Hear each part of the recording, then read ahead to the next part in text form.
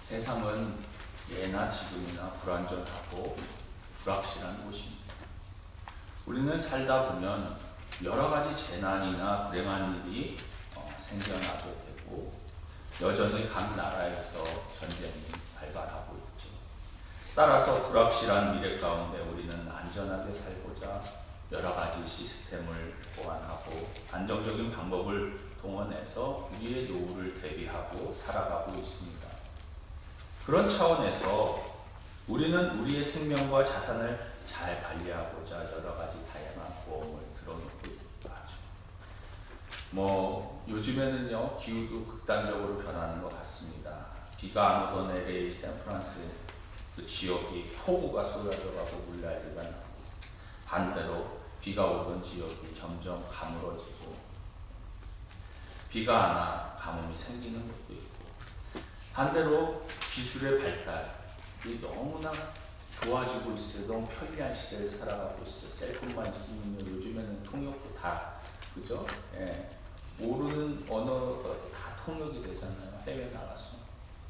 AI 기술의 발달로, 앞으로는 AI 기술이 이제 발달하면 운전도 안 해도 되는 세상이 온다 그러잖아요. 예. 자동적으로 이제 차가 목적지까지 인도하는 거죠. 그러면 이제 우리가 생각하는 것은 앞으로, 그죠? 이제 일자리가 줄어드는 거 아닌가? 사람들은 어떻게 살아가야 하는가? 미래가 너무나 복잡하고 불확실한 시대 가운데 우리가 살아가게 되는 것입니다. 분명한 것은 이러한 여러 가지 복잡하고 다양한 상황에 놓여 있는 것은 우리만 느끼는 감정이 아니라는 거예요. 과거도 마찬가지였어요. 지금은요, 법이 잘 발달됐지만 과거에는 어땠습니까? 법보다는 주먹이 가까운 시대였잖아요. 예? 야만의 시대였습니다. 도둑이 와서 훔쳐가면 그만인 거고. 과거나 현재나 마찬가지 상황이에요. 이는 이스라엘 백성들도 같은 상황이라는 겁니다. 남쪽으로는 강대국 이집트가 자리하고 있었고, 북쪽으로는 아수르와 바벨론 강대국들이 이스라엘을 계속해서 침범하고 있었고, 이런 상황에서 살아남기 위해 국가적으로는요, 왕이 하나님의 도움을 구해야 함에도 불구하고 이웃의 강대국들에게, 그죠, 도움을 구하고, 개인적으로는 하나님을 떠나 우상을 섬기고, 이는 오늘날로 보면 이제 보험을 들어놓는 거죠. 그러나 그건 터진 웅덩이와 같다. 오늘 하나님께서 말씀하시는 것이 본문의 말씀입니다. 오늘은 터진 웅덩이라는 제목으로 말씀을 선포하겠습니다. 오늘 본문 13절에 두 가지 악에 대해서 말씀하고 있는데요. 13절에 내 백성이 두 가지 악을 행하였나니 곧 그들이 생수의 근원되는 나를 버린 것과 스스로 웅덩이를 판 것인데, 그것은 그 물을 가두지 못할 터진 웅덩이들입니다. 첫 번째는 생수의 근원된 하나님을 버린 것, 두 번째는 스스로 웅덩이를 팠는데 터진 웅덩이라는 거죠. 먼저는 하나님의 자녀된 이스라엘 백성들이 생수의 근원되는 하나님을 버렸다. 이거는 명백히 죄악 아닙니까? 하나님께서는 우리를 하나님의 형상으로 창조하시고 관계하기를 원하셨고 사랑으로 대해주셨습니다. 죄로 인해 죽을 수밖에 없고 멸망당할 수밖에 없는 우리를 자신의 독생자 예수 그리스도를 희생하시면서 우리를 자녀 삼아 주셨습니다. 따라서 하나님의 자녀가 되었는데 하나님 자신을 버렸다는 것은 악한 것이죠. 여러분, 부부 사이도 그렇잖아요. 부부를 떠올려 보면 사랑해서 결혼을 했는데 상대방이 본청만 척하고 대면하고 관심을 안 가져준다고 해보십시오. 얼마나 마음이 상하겠습니까? 거기에서 더 나아가서 다른 이성과 바람이 난다고 생각해 보십시오. 2배 혹은 3배 더 화가 나는 거죠. 따라서 하나님께서 생수의 근원 대신 자신을 버렸다라고 하는 이 죄악은 그 근간은 결국 사랑인 것입니다. 말씀의 중심은 사랑에서, 그죠? 너희들이 나를 버렸다 말씀하고 있어요. 근데 이제 두 번째 오늘 살펴보는 스스로 웅덩이를 파는 것, 이게 왜 죄악이 되느냐? 물을 가두지 못할 웅덩이여서 죄가 되는 겁니까? 그러나 그것은 불쌍하고 안 된 것이죠. 악한 행위는 아니지 않습니까? 질문할 수 있습니다. 옛말에 목마른 사람이 우물을 판다라는 말이 있잖아요. 물이 필요하면 자기가 스스로 우물을 팔 줄 알아야지 왜 이게 악이 됩니까? 따질 수 있습니다. 왜 하나님께서는 예레미야 선지자로 하여금 이 말씀을 전하게 하시는가? 왜 스스로 웅덩이를 파는 것이 악인지, 그리고 이 말씀이 우리에게 어떤 메시지를 주고 있는 것인지 우리가 살펴보도록 하겠습니다. 먼저 웅덩이를 떠올려 본다면, 우리가 보통 한국에서 웅덩이, 물 웅덩이 하면 떠오르는 이미지가 어떤 이미지입니까? 아마 이런 이미지일 겁니다. 넘겨주시죠. 네. 이런 이미지잖아요. 비 오면은 그 물이 이렇게 고여 있는 웅덩이, 예. 그런 웅덩이를 우리가 떠올립니다. 그러나 이스라엘의 웅덩이는 다릅니다. 예. 히브리어로 도르라고 하는데 영어로는 시스턴이라고 합니다. 즉 사람이 물을 저장하기 위해서 직접 판 물 저장소가 이스라엘에서 말하는 이 웅덩이라는 거예요. 창세기에 보면 요셉이 형들의 도시락을 가져다 주기 위해서 멀리 도단까지 찾아갑니다. 그런데 형들은 요셉을 시기하잖아요. 그리고 구덩이에 던져버렸습니다. 창세기 37장 24절 거기에 보면 그를 잡아 구덩이에 던지니 그 구덩이는 빈 것이라 그 속에는 물이 없었더라. 이게 물웅덩이에요. 구덩이가. 그 속에 물이 없었다라는 말은 무엇입니까? 원래 물이 있었다는 거죠. 그것이 물을 저장하는 시스턴인데 그때 다행히 물이 없었다는 겁니다. 넘겨주시죠. 이게 요셉이 빠졌던 그 구덩이였을 것이다. 이렇게 그 온라인 서치해 보면 이렇게 떠오르면 이게 보여줍니다. 그러니까 먼저 땅을 파고 가장자리에다가 이렇게 돌을 쌓아놓는 형태로, 그죠? 이렇게 물을 저장했던 것이고, 그 다음 구덩이를 보면은요, 석회암을 파서 만든 형태도 있습니다. 넘겨주시죠. 이게 예수님이 살던 그 당시에, 그죠? 석회암을 파서 이 물웅덩이를 만든 거예요. 저기다가. 아시다시피 석회암은 돌보다도 더 잘 파지잖아요. 그러니까 이스라엘 전역이 이런 석회암 지역으로 되어 있기 때문에 땅에다 불을 파서 물을 저장하는 거예요. 다른 사진 한번 보시면 이게요, 유다 광야에 있는 천연 요새 마사다, 거기에서 찍은 시스턴, 굉장히 크죠? 거기에서 이제 끝까지 로마 대항하면서 견디려고 저기다 물 저장소를 만든 거예요. 다른 사진은 성에 있는 시스턴, 규모가 엄청 크죠? 이걸 웅덩이라고 우리가 표현하고 있으니까 우리는 이해가 안 되는 거예요. 물웅덩이. 시스턴, 물을 저장하는 곳. 그런데 그 안에 물이 새지 않도록 이제 방수 처리를 했는데 석회를 이제 물웅덩이 안쪽에다가 이제 발랐다고 합니다. 이제 회치를 하는 거죠. 근데 이게 시간이 지나게 되면은 어떻게 돼요? 이 석회에서 크랙, 균열이 생기게 됩니다. 그래서 모아놓은 빗물이 실제로 새어버리는 일들이 많았다고 해요. 그것이 바로 물을 가두지 못할 터진 웅덩이가 되는 것입니다.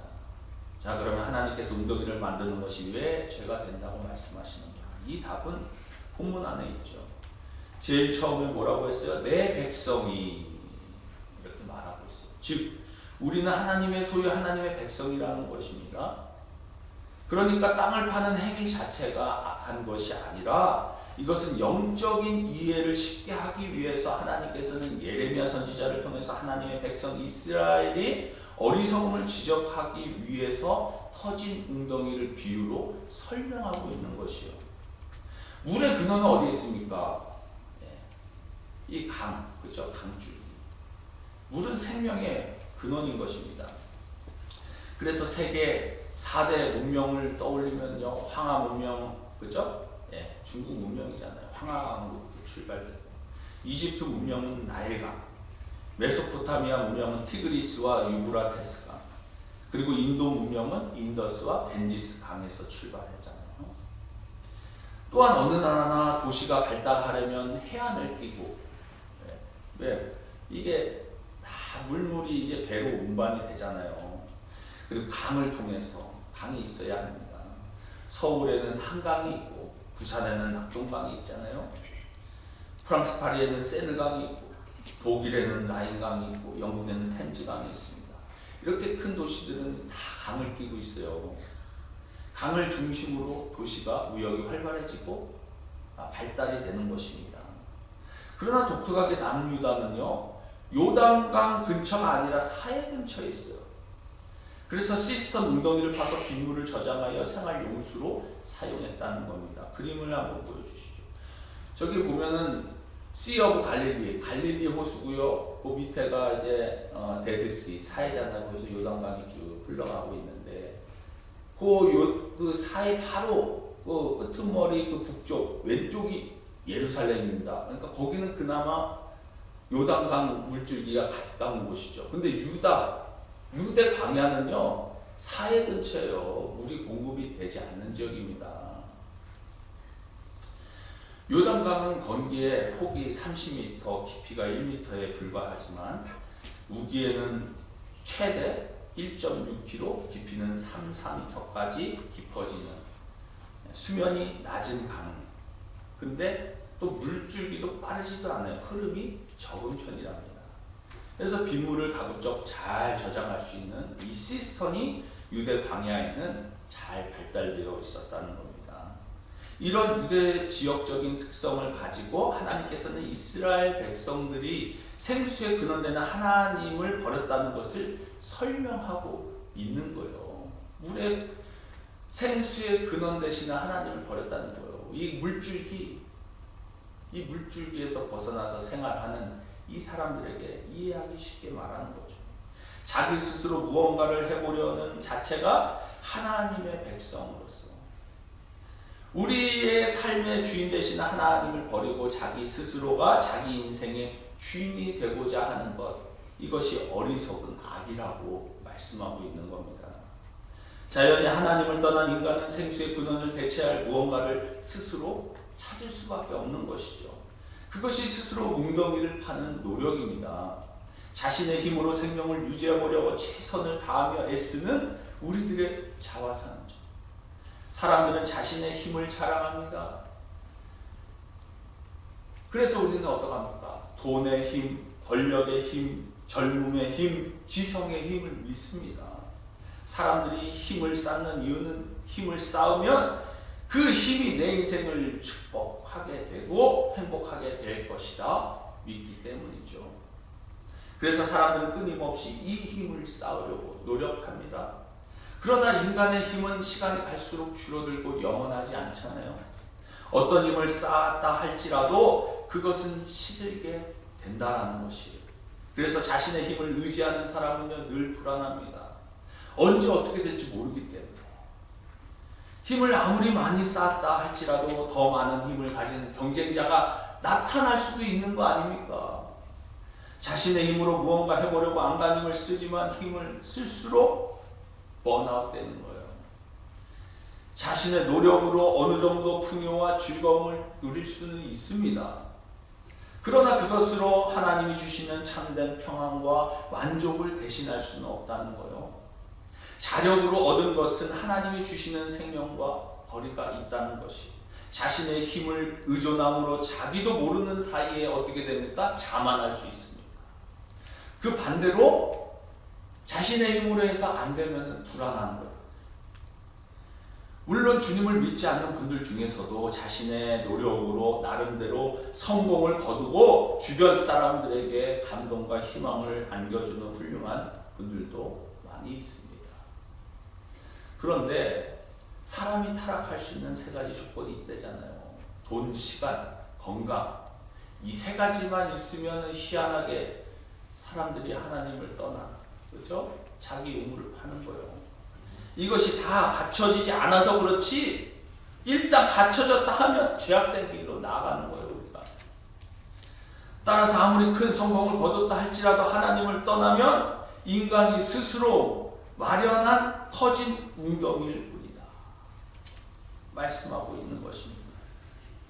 특별히 이 말씀이 왜 중요하냐면 이 두 가지 악이 모든 죄의 본질 원형이 되기 때문에 그렇습니다. 이것을 이해하기 위해서 성경의 세 가지 사건을 우리가 봐야 합니다. 먼저 창세기 3장에 나오는 아담과 하와가 선악과를 따먹는 그 첫 범죄의 장면이죠. 우리는 설교를 통해서 여러 번 들었던 것처럼 이것이 단지 호기심 때문에 생겨난 일은 아니라는 거예요. 하나님은 분명히 이것을 먹는 날에는 너희가 정령 죽으리라 엄중하게 강하게 말씀하셨잖아요. 그런데 뱀이 어떻게 유혹합니까? 창세기 3장 5절에 너희가 그것을 먹는 날에는 너희 눈이 밝아져 하나님과 같이 되어 선악을 알 줄 하나님이 아시니이다. 즉 너가 하나님같이 될 것이다. 이것이 선악과의 유혹의 핵심이지 않습니까? 즉 하나님이 엄중하게 말씀하신 그 말씀을 버리고 자기가 하나님이 되어 웅덩이를 파서 하나님의 자리에 오를 수 있다고 뱀이 유혹합니다. 거기에 하와가 넘어간 거예요. 즉 무서운 죄를 범한 것이죠. 두 번째로 창세기 11장에 보면 바벨탑 사건이 나옵니다. 창세기 11장 4절에 또 말하되 자 성읍과 탑을 건설하여 그 탑 꼭대기를 하늘에 닿게 하여 우리 이름을 내고 온 지면에 흩어짐을 면하자 하였더니 그 탑 꼭대기에 하늘을 닿게 하여 자신들의 이름을 내려고 쌓았다는 겁니다. 즉 자신들 스스로가 하나님의 위치에까지 오르려고 했던 교만의 시도였죠. 결국에 하나님은 이들을 다 흩어버리셨잖아요. 세 번째로 출애굽기 32장에 가면 금송아지 사건이 나옵니다. 모세가 시내산에 십계명을 받으러 40일 동안 올라가 있는 동안 이스라엘 백성들이 그 사이를 참지 못하고 불안해가지고 자신들의 금부치를 다 모아다가 금송아지를 만들어 놓고 거기서 빕니다. 이 경우에는 스스로 웅덩이를 팠다기보다는 또 다른 신에게 의지한 것처럼 보이지만 그러나 그 영적 원리는 똑같다는 거예요. 왜 하필이면 많은 형상 중에 송아지 형상을 만들었을까? 곰이라던가 사자 형상 그럼 되잖아. 굳이 형상을 만들어 송아지 형상을 만들어 말 잘 듣는 송아지 형상을 만든 거예요. 예. 누구를 위해 만든 겁니까? 출애굽기 32장 1절 중간에 보시면 우리를 위하여 우리를 인도할 신을 만들라. 자기들을 위해 만든 겁니다. 광야 한복판에 금송아지를 보면서 위안 삼으려고 했던 거예요. 그런데 우상 숭배의 원리가 다 이러하다는 거예요. 자기를 위해서, 자기를 위해서. 그 우상을 위해서가 아니라 결국 자기 자신의 번영과 성공을 위해서 우상을 숭배하는 것이고 그렇게 스스로 웅덩이를 파는 것이다 말하는 것입니다. 그러면 그 웅덩이를 판 결과는 어떻게 됩니까? 망하는 거죠. 에덴 동산에서 쫓겨나게 되고 언어를 혼잡하게 함으로 사람과 사람 사이의 소통이 단절된 것이고 그리고 광야에서 엎드려져 죽게 되는 것입니다. 악을 행한 결과는 상실과 분리 그리고 죽음인 것입니다. 따라서 우리는 하나님을 버리고 우리 스스로 하나님의 자리에 올라가려 해서는 절대로 안 된다는 겁니다. 오직 생수의 근원 되신 하나님께 겸손히 나아가는 우리 모두가 되기를 축원합니다. 우리는 여기서 한 가지 질문이 생기죠. 스스로 웅덩이를 파지 말라. 그러면 우리는 하나님만 바라보는 것 외에는 아무 일도 하지 말아야 됩니까? 믿는 자나 믿지 않는 자나 오해하는 것 중에 하나가 교회에는 다 나약하고 어리석은 사람들만 모이는 거 아닌가 그런 착각을 할 수도 있습니다. 오해할 수도 있습니다. 그러나 분명한 것은 창조주 하나님을 올바로 믿는 사람들이요, 그죠? 이 산업혁명에서 큰 이 기술의 발달을 이끌어온 것이요. 이 자리에도 예전에 주님을 알지 못했을 때 그렇게 생각하시는 분들도 있었을 겁니다. 우리는 이 부분에 대해서 명확해져야 된다는 겁니다. 그래서 제가 몇 가지 질문을 한번 물어보겠습니다. 첫 번째 질문입니다. 자, 집에 돈이 떨어져 먹을 것이 없어요. 일자리를 잃었습니다. 그럼 어떻게 해야 할까요?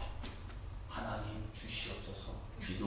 기도만 해야 합니까? 아니면 돈 벌기 위해서 일자리를 얻어야 합니까? 두 번째 질문입니다. 학생이 중요한 시험을 앞두고 있습니다. 그러면서 시험 잘 보게 해달라고 기도만 해야 합니까? 아니면 책상에 앉아서 열심히 공부해야 합니까? 세 번째 질문입니다. 몸이 막 아픕니다. 주님, 이 병을 낫게 해주시옵소서. 금식하고 병원도 안 가고 열심히 기도해야 합니까? 아니면 병원에 가서 진찰을 받아야 됩니까? 스스로 웅덩이를 파지 말라고 했으니까 일자리도 찾지 말고 시험 공부도 하지 말고 병원도 가지 말고 약도 안 먹습니까? 야고보서 5장 14절에 보면 너희 중에 병든 자가 있느냐? 그는 교회의 장로들을 청할 것이요 그들은 주의 이름으로 기름을 바르며 그를 위하여 기도할지니라. 여기서 장로들은 오늘날 목회자를 대표하고 있잖아요. 기름을 바르며 기도하라 했는데 여기서 기름은요 그 당시에 치료약이었습니다. 즉 기도만 하는 것이 아니라 약도 같이 쓰라는 거예요. 왜냐하면 약이 개발되는 그 과정 가운데서 하나님께서는 그 개발하는 그 과학자들에게 하나님의 은혜를 주셔서 약이 개발될 수 있는 일반 은총을 주셨다는 거예요. 하나님의 은혜가 그 약에 담겨 있다는 겁니다.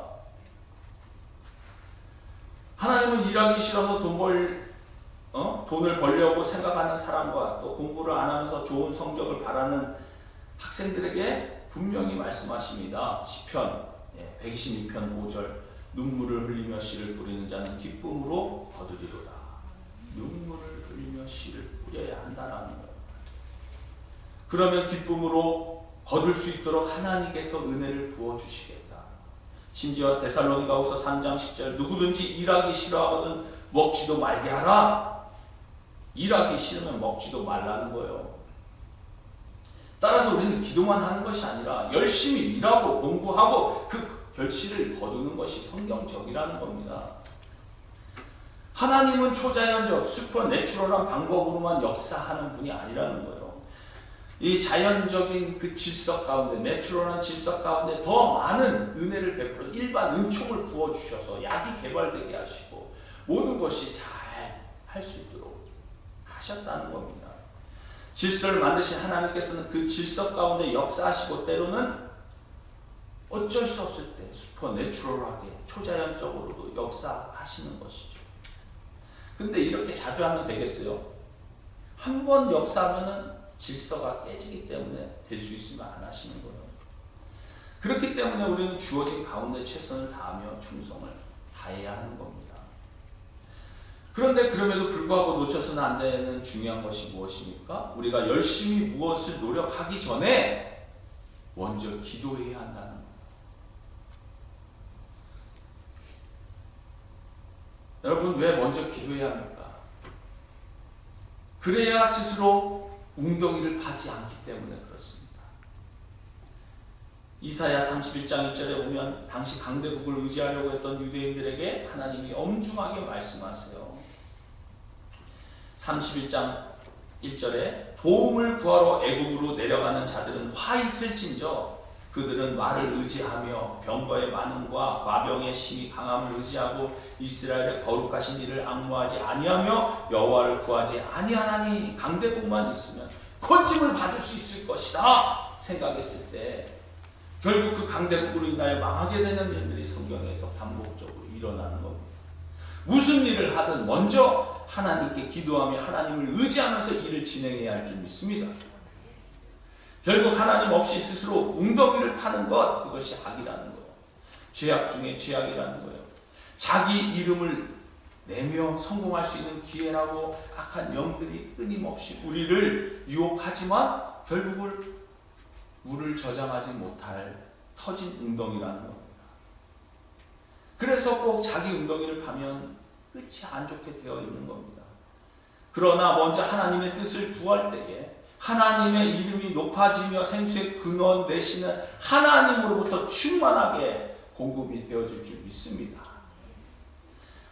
하나님께서는 고여있는 물이 아니라 신선한 생수를 주기를 원하시는 분입니다. 예루살렘은요 그 사해고 북쪽에 근처에 있었잖아요. 근데 해발 700m 지역 유다 산지에 있는 곳이었어요. 산 위의 동네가 바로 예루살렘이었습니다. 비가 오지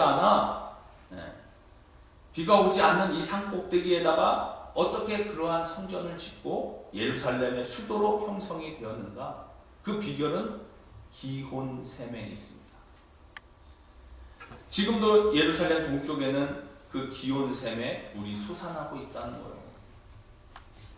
그냥 솟아나오는 정도가 아니라 펑펑 솟아나온답니다. 그래서 비가 고인 흙탕물이 아니라 맑고 시원한 그 기온샘에서 물이 나오고, 지금도 그 물은 1200명 이상의 생활용수로 충분히 쓸 수 있는 그런 풍성한 양이라고 합니다. 저는 오늘 본문의 말씀을 보면서 우리 스스로가 웅덩이를 파는 그런 인생이 아니라 생수의 근원이신 하나님께 붙어 있기를 원합니다. 하나님은 생수의 근원이시기 때문에 그렇습니다. 이는 다른 말로 하나님께서 생명의 원천, 근원이시다. 시죠. 물은 모든 생명의 존재 근거 아닙니까? 요한복음 3장 7장 37절 예수께서 서서 외쳐 이르시되 누구든지 목마르거든 내게로 와서 마시라. 요한복음 4장 14절 내가 주는 물을 마시는 자는 영원히 목마르지 아니하리니 내가 주는 물은 그 속에서 영생하도록 솟아나는 샘물이 되리라. 말씀을 정리하겠습니다. 생수의 근원 되시는 주님과 함께하는 삶과 반대로 스스로 터진 웅덩이를 파는 인생의 차이점, 그것은 무엇입니까? 무슨 차이가 있습니까? 겸손함과 교만함의 차이가 있습니다.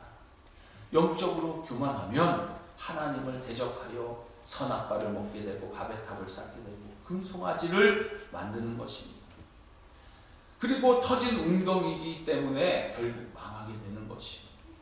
그러나 영적으로 겸손하여 주님께 붙어 있으면 주님께서 날마다 생수를 부어주시고 세상의 빛을 발하는 성도의 삶을 온전히 살아갈 수 있게 되는 것입니다. 인간이 무엇을 해보려고 하지만 그것은 터진 웅덩이라는 거예요. 그것으로 만족할 수 없다는 겁니다. 오늘 성경은 그런 웅덩이를 아무리 파봐야 터진 웅덩이다. 우리가 회복되는 길은 터진 웅덩이를 계속 파는 것이 아니라 생수의 근원 되시는 주님께 나가야 한다는 겁니다. 우리는 우리의 죄를 자백하고 회개하면서 하나님께로 돌이켜야 하죠. 세상에서 하나님을 잊어버리고 하나님 외에 다른 것들을 만족하려 할 때가 너무나 많이 있잖아요. 우리의 영혼은 하나님 안에서만 만족하도록 창조되었습니다. 스스로 웅덩이를 팠던 유다 백성들처럼 스스로 무덤을 파고 있는 우리의 죄를 깨달아야 하는 거예요. 이것이 우리가 살 길입니다. 우리는 자녀, 배우자, 친구가 우리의 마음의 욕구를 충족시켜 줄 것이다 라는 잘못된 기대를 하고 있습니다. 가정이 회복되길 원하십니까? 사업이 잘 되길 원하십니까? 세상에 터진 웅덩이에 헛된 것들을 추구하지 마시고 생수의 근원 되시는 예수 그리스도를 믿고 주님이 주시는 기쁨, 주님이 주시는 행복, 주님이 주시는 영생, 주님이 주시는 천국을 누리실 수 있는 저와 여러분들 다 되시길 주님의 이름으로 축원드립니다. 기도하겠습니다. 사랑의 아버지 하나님,